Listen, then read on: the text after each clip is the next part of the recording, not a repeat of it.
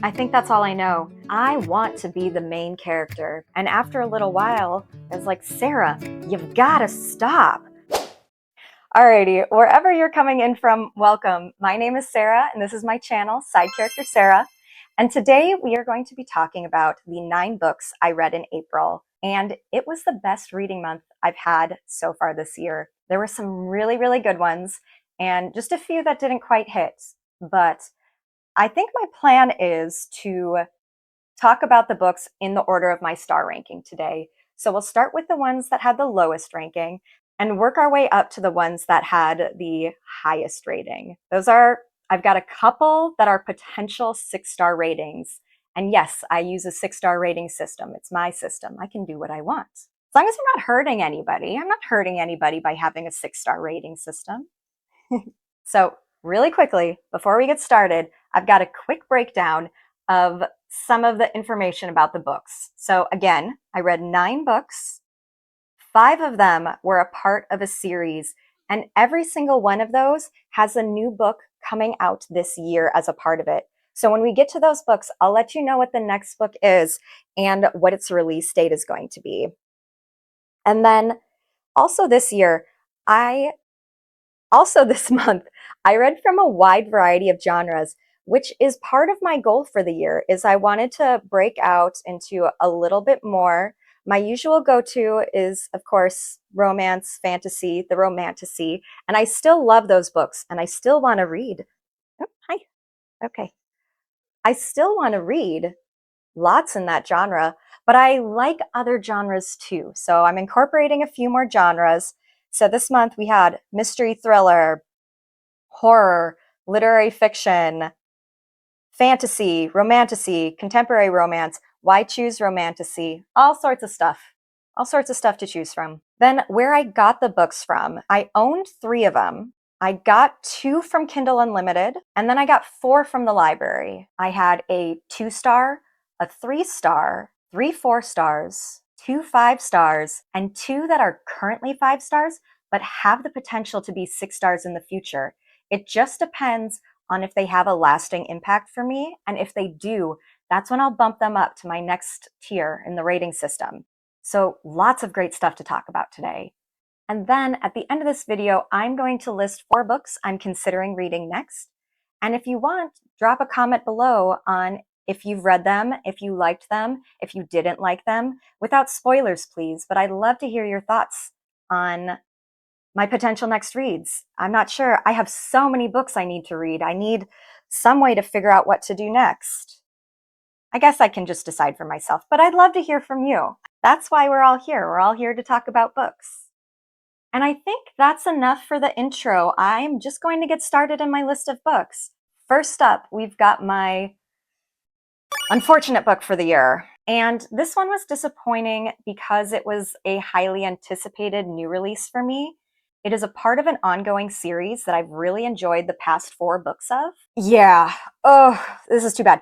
So the book is called Frozen by Stardust by Elizabeth Helen, and it is the 5th book in an ongoing series, the Beasts of the Briar series. It was a disappointment. I hate to say it. I gave it 2 stars.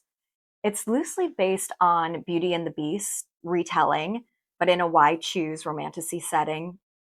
But I'd say the series, takes that and then quickly adds quite a bit to the storyline, builds out the worlds, has a lot of character development over the series, has a lot of plots. And I have recommended this book series in the past. So I hate to say that this one was a disappointment, but it felt like 700 pages of filler to me. And that's a lot of pages for filler. It had very short chapters, and yet somehow the longest spice scenes that I have ever read in a book. Just a little bit too much, I would say. And I did film a reading vlog of me struggling through this one. So if you're interested to see me work my way through this, I think that's a innuendo, right? Is this pose? I'll include a link in the description below in case you're interested in checking out that struggle. And there seemed to be no plot somehow in this story, at least none that I really cared about or seemed that important. It was sort of like the characters were just sitting around telling each other how much they love each other, or what I saw more often was characters leaning against things. There was just a little too much of leaning against things. But yeah, those were my thoughts on Frozen by Stardust by Elizabeth Helen. It was a 2-star book for me.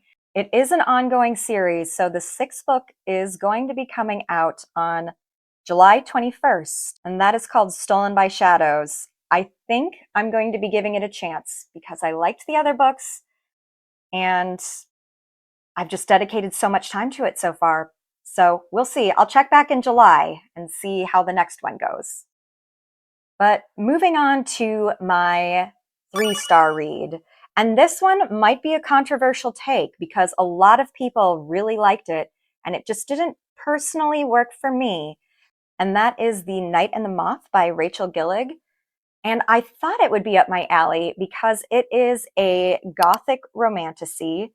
And I've recently discovered that I really like a mixture of some gothic, horror-esque romantasy. It worked for me in other books, but in this one, I can't quite put my finger on why it didn't work for me. Anyway, it is set in a gothic fantasy world, and the main character is a diviner. So she gets visions of these omens, and people from all over this world come to see her and have her divine for them. And she has no memories of her life before she became a diviner. So that's a little spooky, mysterious. Then the king and his knights come to visit the monastery. What is it? What is it that they live in? I think it's a monastery, to have her divine for them. So the main male character is one of those knights, and he's a bit rough around the edges, does not like omens, does not like diviners, and you know, you know how romance can go in those sorts of situations when people don't like each other. Setup sounds good. Execution wasn't for me, but it might be for you. So if the setup of this sounds at all interesting, maybe give it a go because, again, a lot of other people liked this one. You know, it wasn't bad. I'm probably not going to be continuing on. It is a series, I think duology, but all I know for sure is the next book is coming out September 1st of this year. So if you liked the first one, you have a next book coming out this year still.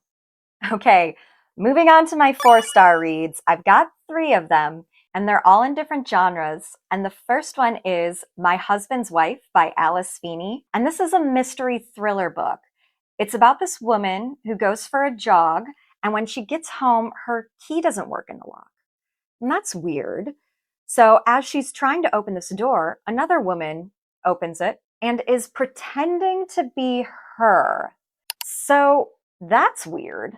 I think that's enough of a hook to get you going because in thrillers, I really don't want to give you a lot of information because a part of the fun of reading them is the twistiness, the things that are happening that'll maybe shock you and keep you going in the story. And I don't like a lot of thrillers. I have a hard time because I am always trying to guess what the next plot twist is going to be. But this one worked for me. And I think it's because it was very, very twisty. And I just was struggling to keep up with what to guess next. It is definitely a roller coaster ride of a book. So if you're looking for your next thriller read, something fast paced and maybe not as heavy as some other books you're potentially reading right now, this could be a book for you. Again, I gave it 4 stars, and that is My Husband's Wife by Alice Feeney. My next 4-star is in the fantasy section, and that is A Drop of Corruption by Robert Jackson Bennett. It is a part of a series, and the next one is being released on August 11th. So this is sort of Attack on Titan meets Sherlock Holmes, which I think is a great setup. And since this one is the second book in the ongoing series, I'm just going to tell you a little bit about the overall series in general so I don't spoil what's happening in this one in particular. But our setup is this fantasy world where there are these giants who emerge from the ocean and destroy things. So the world is set up to try to stop these giants. Our two main characters, the Sherlock Holmes and Watson, actually have a very different mission. They go around and solve crimes. And in this world, humans can be augmented to have special abilities, essentially. And these two both have those.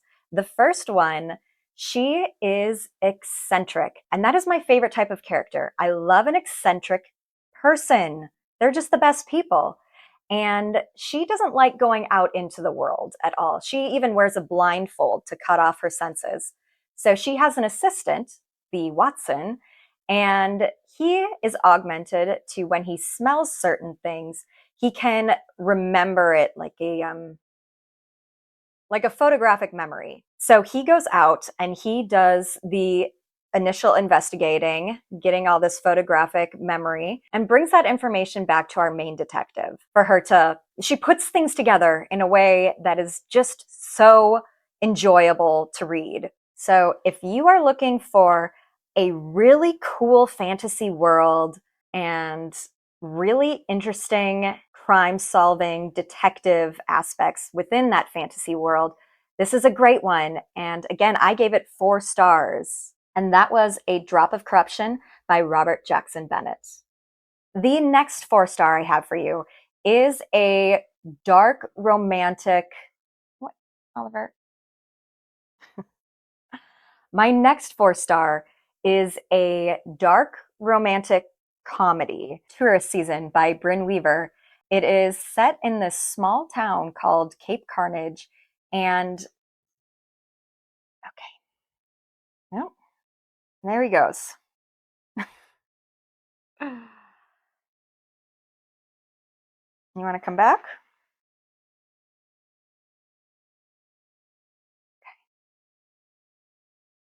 It is the first book in her next ongoing series, and the second book is coming out on June 9th.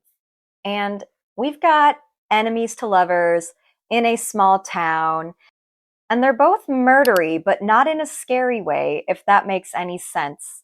So she is the protector of this small town, and she does that by taking out anybody who's really a bad guy. And then he is on a mission for revenge. He was in a hit and run.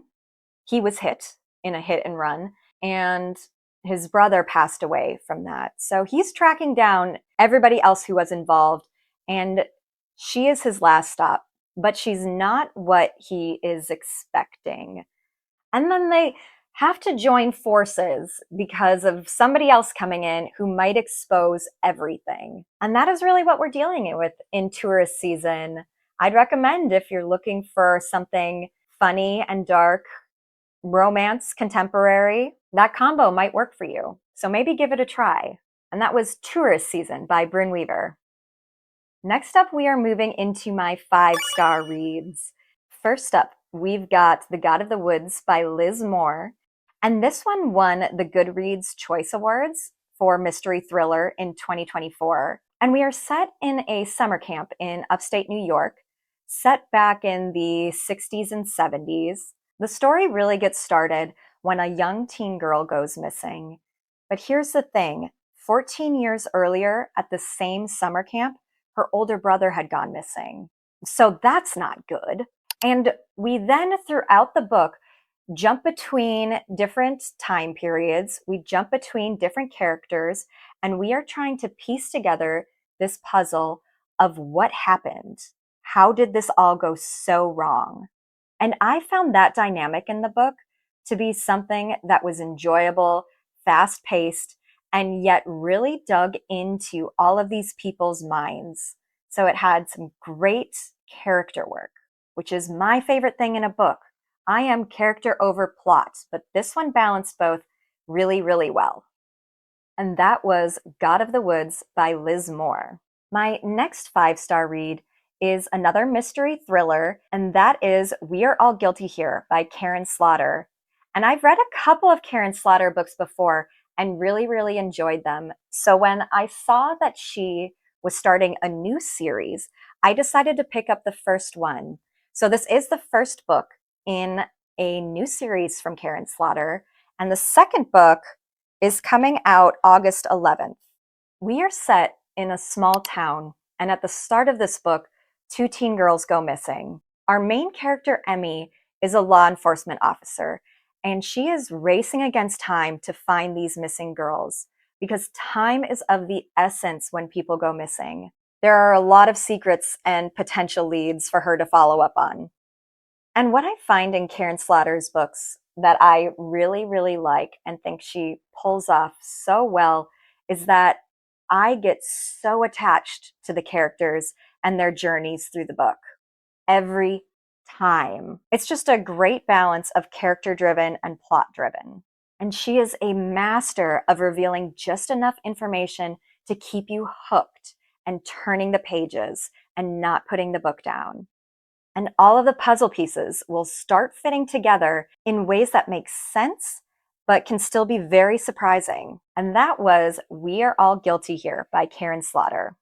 Okay, my last two books are currently 5 stars, but have the potential to be a 6-star in the future. And I've got a horror and a literary fiction for you guys with these. The first one is The Caretaker by Marcus Kliewer. And I just finished up my video, my top 15 books of 2025.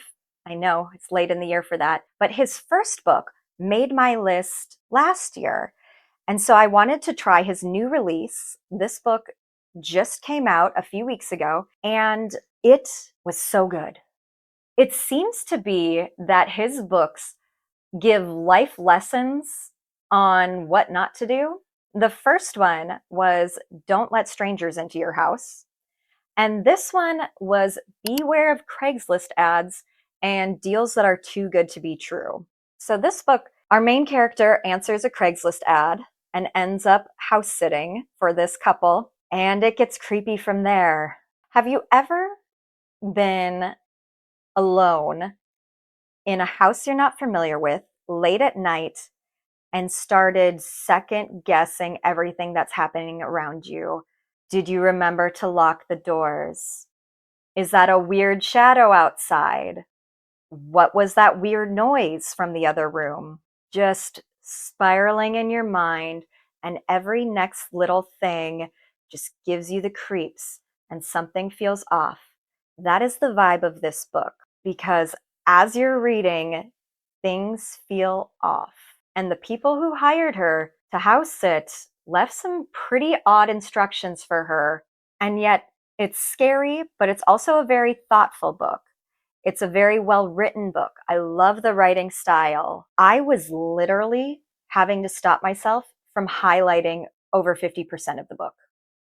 Every single thing he wrote were quotes that I wanted to remember. I kept highlighting and highlighting and highlighting. And after a little while, I was like, Sarah, you've got to stop, or else it's just going to be the whole book that you highlighted. It's a horror book with depth, and that made it impossible for me to put down. And with these two last books, I did take down some quotes that I wanted to share just because there was so much I loved about them. Dark shapes began to move in his periphery. More visitors. Dozens upon dozens. Some tall, some short, some thin, some broad. But all were clad in yellow ponchos, and all were running towards the house. And that one, no spoiler, it happens before the first chapter even begins. I loved it. And that was The Caretaker by Marcus Kliewer. All right, the last book I'm going to be talking about today is another one that's the 5-star, potential 6-star book for me, and that is The Wedding People by Alison Espak. And this one, it has this rating from me because it was one of those right book at the right time. The main character is going through this journey within herself, making a lot of changes in her life. And for me, I've also been making some pretty big changes. I just found her very relatable and very inspiring. It's one of those books that is a great reminder that your life can change in a day, in a moment, even, and you are not stuck anywhere. If things are not going well, if you're not happy with how you're living or who you feel you are as a person, you can change things. You are not stuck. So at the start of this book, the main character's life has sort of fallen off the rails in a way that'll just make your blood boil. Injustice has a way of just really making you angry. And I love being angry for a main character because then when things turn around, it feels that great. She says, screw it. She is going to book herself a room at this really pretty inn right on the ocean, very picturesque, and just get herself away from all of the things that are going wrong in her life. But at this inn, she soon finds out that she is the only person there who is not a part of this big wedding that's going on that weekend. Thus, the title of the book, The Wedding People. And then you go along for this ride as she's meeting all of these new people and finding herself more and more involved in the wedding week. It's a whole week that these wedding people are going to be there. But the book is funny and it's heartwarming, and I want to be the main character because I love the way she starts to look at the world, starts to think about life, and make changes to the way she's doing things that prove that you can be whoever you want to be. And I find that very inspiring and someone I aspire to be. And I wanted to read you one or two quotes. We'll see which ones I include because I really loved them. There is no such thing as a happy place because when you are happy, everywhere is a happy place. And then this other quote, but if the last few years have taught her anything, it's that you really can't ever know who you are going to become. And that was The Wedding People by Alison Espach. And that's it. Those were my 9 books that I read in April. I do want to end with 4 books that I'm considering reading next. And those are Between Two Fires by Christopher Bullman. I think we've got a disgraced knight and an orphaned girl. And this is set in the Dark Ages. There's the Black Death. They're going on an adventure. Lucifer's involved somehow, I think, based off the description. I've seen really good things about this, and I'm just so curious. And it's a horror novel. The next one I'm considering is Dr. Diarco by Catherine Colvin. And this one is a historical romantasy.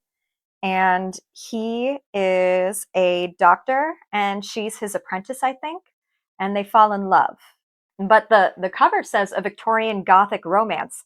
And that seems like something I'd really enjoy.